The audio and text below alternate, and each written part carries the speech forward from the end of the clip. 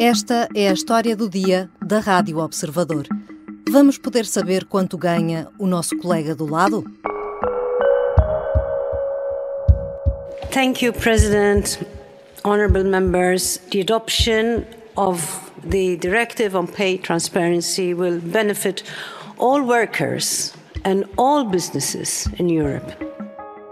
A Comissária Europeia para a Igualdade, Helena Dalli, defendia a 30 de março que a Diretiva da Transparência Salarial beneficiaria todos os trabalhadores e todas as empresas. O texto final ainda tem de ser aprovado no Conselho Europeu. Há países como a Noruega, onde é comum discutir quanto se ganha à mesa do café, e outros, como Portugal, onde o tema é tabu. Mas uma maior transparência traria mais igualdade ou mais conflitos? É uma questão cultural ou de hábito? Vou conversar com Beatriz Ferreira, jornalista da secção de Economia do Observador. Eu sou a Catarina Santos e esta é a história do dia.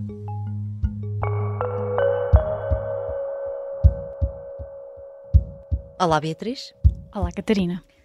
Uma das pessoas que entrevistaste sobre este tema foi Bruno Serra, português de 31 anos, imigrado na Noruega, que te falou de um choque cultural imediato, mal chegou ao país, logo na primeira entrevista de emprego, para trabalhar num hotel. Portanto, eu cheguei lá e o que aconteceu foi mesmo que a minha chefe disse-me logo de imediatamente: eu fiz I Google it, ou seja, eu fiz um Google rápido do teu número de telefone e percebi que somos vizinhos. E eu fiquei: como assim? Como é que isso funciona?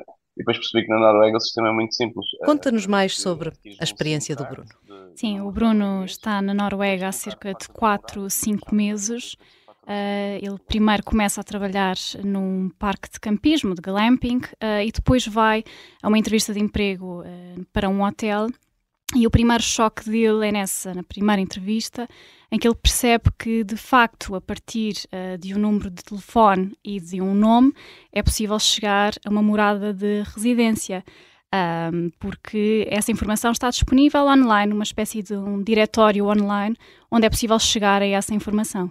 E depois o Bruno teve outro choque. Foi quando um colega meu me perguntou assim diretamente quanto é que eu recebia, e eu fiquei assim, um pouco acanhado. É porque, pronto, agora chegou aqui um novo chefe aqui ao hotel e nós estamos e ele simplesmente não negociou o ordenado dele e pediu para subir para 230, disse mesmo assim logo os valores, 230 coroas por hora e pronto, eles aceitaram. Depois eu acho que eu tenho que negociar, porque isto assim não faz sentido. Este foi um dos choques culturais que o Bruno sentiu, em que sentiu um desconforto inicial quando lhe perguntam sobre o salário. Ele relata também um outro episódio em que está com colegas e há uma colega que fala sobre a chefe e que diz que ela realmente, para aquilo que ganha, e diz o valor, tem muito trabalho para aquilo que ganha, e diz mesmo o valor, e o Bruno fica, ok, não estava à espera disto. Porque de facto ele vem de uma cultura portuguesa de um certo secretismo. Ele trabalhou cá em Portugal e fala mesmo num caso de uma colega que trabalhava na parte da contabilidade da empresa em Portugal, que revelou os salários de alguns superiores e que foi suspensa de funções durante algum tempo e depois acabou mesmo por se demitir. Portanto, é uma comparação interessante para percebermos estas diferentes realidades. É uma realidade, de facto, completamente diferente da nossa. Na Noruega, já no século XIX, qualquer pessoa podia saber o salário de outro consultando um livro que estava na Câmara Municipal. Hoje, essa informação está no site das finanças e é possível descobrir os rendimentos e o património de terceiros, mesmo que não sejam da mesma empresa. Como é que isto funciona? Sim, portanto, as pessoas que estão na Noruega, portanto, para consultar a informação têm de ter um número de identificação, é uma espécie de um NIF, para simplificar. Portanto, podem, através de um nome e de uma localidade, perceber quanto é que aquela pessoa declarou em rendimentos no ano fiscal anterior. Podem também perceber o património líquido de dívidas que foi declarado. Portanto, é uma informação muito completa. Desde 2014 foram introduzidas algumas alterações. Portanto, continua a ser permitido qualquer pessoa pesquisar o salário de outra. mas a pessoa cujo salário foi pesquisado recebe uma notificação a dizer quem é que viu. E isso é engraçado porque diminuiu consideravelmente o número de pesquisas, diminuiu em 90%. Mas, de facto, os portugueses com quem eu falei dizem que não sentem muita necessidade de procurar informação nessa plataforma porque sabem que podem perguntar diretamente aos seus colegas. E depois na Noruega, a própria empresa, se o trabalhador perguntar à empresa diretamente quanto é que ganham os colegas, a empresa tem de dizer. Portanto, lá de facto perguntar não ofende, mesmo sobre o salário. E no caso português, o que é que diz a nossa lei? Bom, a nossa lei não vai tão longe quanto a norueguesa, nem de perto. Nós temos uma lei que é a Lei 60 de 2018, que é a primeira lei desenhada especificamente para combater a desigualdade salarial de género, que determina que as empresas devem ter políticas salariais transparentes, assentes em critérios objetivos, comuns a homens e a mulheres, portanto é enquadrada nesta questão do género. Mas se uma pessoa quiser saber o salário do colega do lado, tem de lhe perguntar diretamente, porque em Portugal as empresas não têm a obrigação de dizer quanto é que a pessoa A ou a pessoa B ganham. Há formas, no entanto, de pelo menos ter uma ideia, mas que podem ser dificultadas se um trabalhador agir sozinho, ou seja, sem um sindicato ou sem uma comissão de trabalhadores. Há uma lei de 2009 que obriga as empresas a enviarem aos serviços do Ministério do Trabalho todos os anos o chamado relatório único, que tem informação, por exemplo, sobre as remunerações por trabalhador. E a lei diz de forma clara que os representantes dos trabalhadores, sejam representantes sindicais ou da Comissão de Trabalhadores, podem pedir informação. Por exemplo, podem pedir uma listagem das remunerações anónima em que os salários estejam distribuídos por género. Portanto, essa lista diz que há uma mulher, por exemplo, que ganha 1.000 euros, há um homem que ganha 1.100, uma mulher que ganha 1.300. Mas há dúvidas entre os advogados que eu consultei sobre se os trabalhadores a título individual podem pedir o acesso a essa informação, porque podem não ser sindicalizados ou na empresa pode não haver comissão de trabalhadores. E até para legitimamente tentarem usar essa informação para melhorar o seu salário. Mas o que é certo é que as consultoras de recrutamento e de recursos humanos com quem eu falei dizem que não é um mecanismo que seja muito usado e também não é muito conhecido pelos trabalhadores. E de acordo com as informações que recolheste, as empresas tendem de facto a dificultar este acesso, até escudando-se na questão da proteção de dados, não é? Sim, há empresas que se têm escudado nessa questão para não enviarem a informação aos sindicatos e, de facto, mesmo entre as especialistas em direito laboral que eu consultei, há dúvidas de que nas empresas mais pequenas, e Portugal tem muitas, portanto, micro e pequenas empresas, o anonimato possa estar assegurado e que, portanto, pode haver aqui uma colisão entre o direito à informação aos sindicatos e o direito à reserva da vida privada. E depois também é comum as empresas só enviarem os dados sobre os trabalhadores sindicalizados no sindicato que faz o pedido, o que não permite a esse sindicato aferir se há efetivamente uma desigualdade de género entre todos os trabalhadores ou não. E se suspeitarem, de facto, de discriminação com base no género, os trabalhadores portugueses podem pedir uma investigação à Comissão para a Igualdade no Trabalho e no Emprego. Mas é só nestes casos e não há muito quem o faça, certo? Não há muito quem o faça. De facto, a Lei 60 de 2018 dá ao trabalhador, e pode ser ao trabalhador, não tem de ser ao seu representante, a possibilidade de pedir à CIT, que é a Comissão para a Igualdade no Trabalho, que investigue se há discriminação. Portanto, o trabalhador indica os colegas do sexo oposto em relação aos quais se sente discriminado, fundamenta essa alegação e a CIT pronuncia-se, diz se há indícios de desigualdade ou não. Mas este tem sido um instrumento muito pouco usado. Desde 2019, o ano em que a lei entrou em vigor, a CIT só emitiu 2 pareceres. Um foi de um homem que se sentiu discriminado em relação a colegas mulheres e a outra foi de uma mulher que se sentiu discriminada em relação a colegas homens. E nos 2 casos a CIT concluiu que havia indícios de discriminação. E, portanto, nestes casos, cabe à empresa provar que a política salarial assenta em critérios objetivos, o que neste caso não conseguiram fazer. Mas, de facto, esta lei obriga as empresas a terem políticas remuneratórias transparentes, mas está muito focada na desigualdade de género. Portanto, um trabalhador, se quiser contestar o salário de alguém do mesmo género, não pode recorrer para a CIT, mas pode eventualmente fazer uma queixa na ACT, na Autoridade para as Condições de Trabalho. No limite, pode até, se quiser, levar a empresa a tribunal, nada o impede. Mas nós, como sabemos, não é muito comum saber-se quanto é que ganham os colegas para conseguirmos chegar a este ponto. Para conseguirmos com certeza dizer que aquele trabalhador ganha mais do que nós e que, portanto, alegar essa discriminação ou essa injustiça salarial. Já voltamos à conversa com Beatriz Ferreira. Vamos perceber melhor se uma maior transparência salarial pode ser mais benéfica ou prejudicial aos trabalhadores.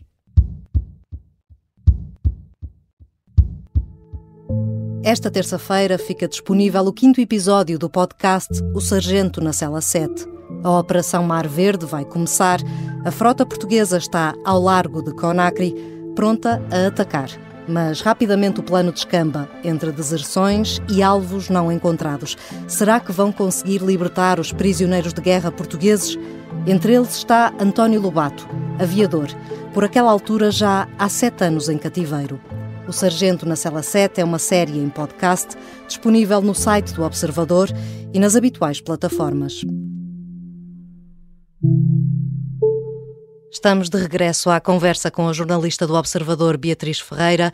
Beatriz, voltemos ao exemplo da Noruega, que é um dos países do mundo com maior transparência salarial e o terceiro com uma menor discrepância entre homens e mulheres, num ranking do Fórum Económico Mundial em que Portugal ocupa a 29ª posição.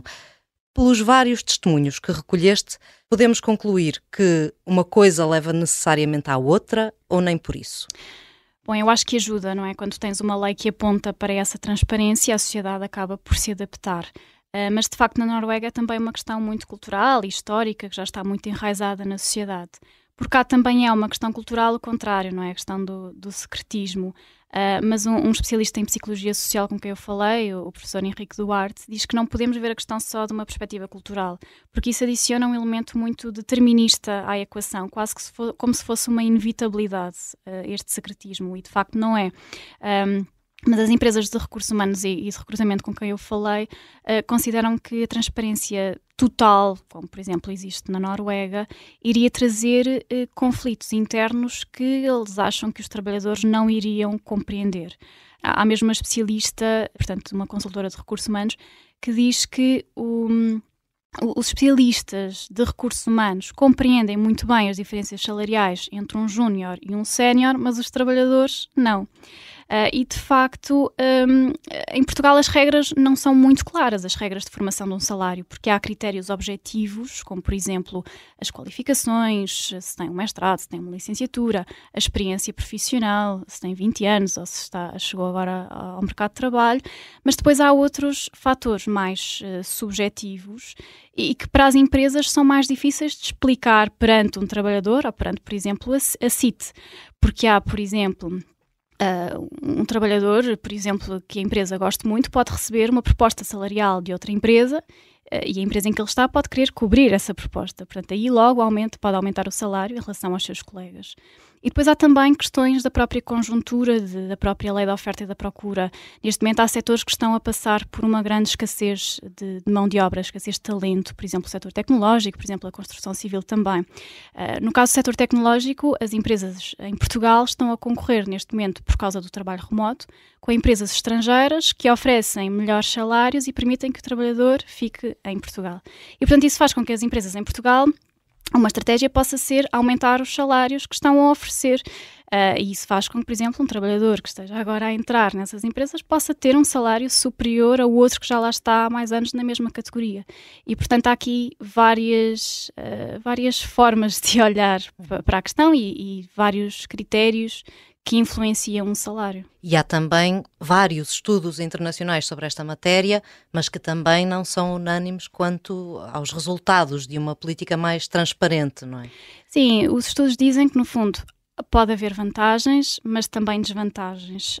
Há um investigador, que é o Thomas Obloy, que é de uma Universidade de Paris, que tem estudado muito o tema nos últimos anos. Ele fez com um colega dos Estados Unidos um estudo em que seguiram os salários de 100 mil académicos ao longo de 20 anos e concluíram que a desigualdade salarial de género diminuiu 45% nas organizações que se tornaram mais transparentes, nas universidades, enquanto que a variação salarial entre colegas na mesma instituição ou em relação a outras instituições caiu cerca de 20%. Portanto, por um lado, em termos de igualdade, é positivamente essa igualdade, mas há outra perspectiva que diz que as políticas de transparência salarial podem levar a salários médios mais baixos numa mesma empresa, porque as empresas acabam por nivelar por baixo. Ou seja, é bom, por exemplo, para os trabalhadores que ganham menos, porque conseguem subir um bocadinho o seu salário, mas aqueles trabalhadores que ganham mais acabam por não conseguir subir muito mais esse salário, porque as empresas nivelam por baixo. E depois também porque o que acontece é que a própria capacidade negocial dos trabalhadores pode diminuir, porque a empresa sabe que se aumenta um trabalhador, como a informação é transparente, vai ter de aumentar todos os outros e, portanto, acaba por limitar um bocadinho esses aumentos. E depois também há estudos que concluem que quando a remuneração está menos dependente do desempenho, os trabalhadores com melhor performance podem querer abandonar a empresa porque sentem que o seu salário não está diferenciado em relação a outros que se calhar não são tão bons na profissão. E portanto isso faz com que eles procurem outras empresas que se calhar são menos transparentes e onde eles podem ganhar mais do que os outros colegas porque têm um melhor desempenho. E portanto é uma questão complicada. Não é preto no branco, mas de facto, como referiste, a Noruega é um dos países mais transparentes e é o terceiro do mundo com uma menor desigualdade de género, e do que eu falei com portugueses há mesmo essa perspectiva coletiva de que há uma justiça salarial, de que não há discrepâncias que não fazem muito sentido, e tenho dúvidas que em Portugal essa percepção coletiva exista. O que eu sinto à minha volta é que fala-se de ordenados de uma forma muito leve em conversa de café. Eu noto que os internacionais, como eu, como dois colegas meus espanhóis, como outros colegas meus da Grécia e da Croácia, alguns já estão enraizados e já se habituaram, mas principalmente por exemplo, os dois espanhóis que eu tenho como colegas, eu noto que caso eles saibam que há alguém que recebe mais que eles e que faz menos, eles ficam muito contestatários, muito revoltados e muito chateados.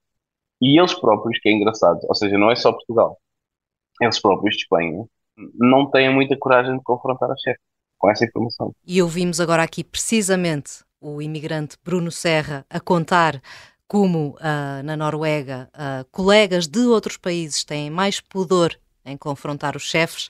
Qual é o padrão no resto da Europa? É mais próximo do nosso ou do norueguês? Bom, pela Europa, nos últimos anos, têm sido cada vez mais os países com leis de transparência salarial. Em muitos casos são mais detalhadas do que a lei portuguesa. E são também cada vez mais os países que têm medidas para que os trabalhadores possam saber ou pedir informação sobre o salário dos colegas, se não sobre o salário individual, pelo menos em relação a médias. Na Alemanha e em Espanha, o trabalhador só pode pedir informação salarial se não houver um representante na empresa, se não é o representante que tem de pedir. Na Alemanha, a informação sobre salários só pode ser dada se houver pelo menos 6 pessoas do sexo oposto para comparação, precisamente também por uma questão de proteção de dados. E em Espanha, se for o trabalhador sozinho a pedir informação por não haver representantes na empresa, só pode ter acesso à diferença salarial entre homens e mulheres. Há aqui também uma limitação. Já na Finlândia e na Irlanda, para que essa informação seja transmitida, os trabalhadores visados têm de dar o seu consentimento para que a informação seja partilhada. Together we need to raise awareness about this new directive to ensure that workers know their rights and that employers understand their obligations. E o que é que pretende ao certo esta diretiva europeia que está agora a ser discutida? No fundo, pretende nivelar a legislação a nível europeu, mas sobretudo determinar aqui um princípio que é o de salário igual para trabalho igual.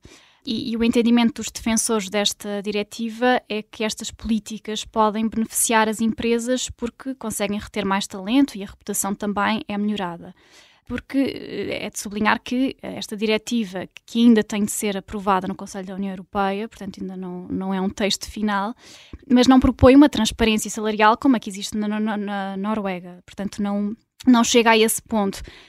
Mas, de facto, obriga a levantar aqui mais o véu para que, de facto, os trabalhadores também possam tomar decisões mais informadas. Se esse texto, de facto, for em frente, o que é que teria de mudar em Portugal? Quais eram as principais alterações que teríamos logo que fazer cá?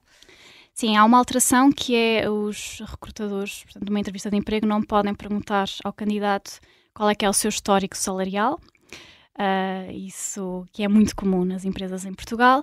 Depois, o candidato tem de ser informado antes da entrevista de emprego sobre qual é que é o salário que a empresa está a pensar oferecer, ou pelo menos o leque salarial.